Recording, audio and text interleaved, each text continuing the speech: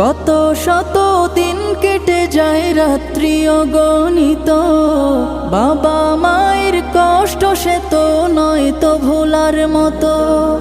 কত শত দিন কেটে যায় রাত্রি অগণিত, বাবা মায়ের কষ্ট সে তো নয় তো ভোলার মতো।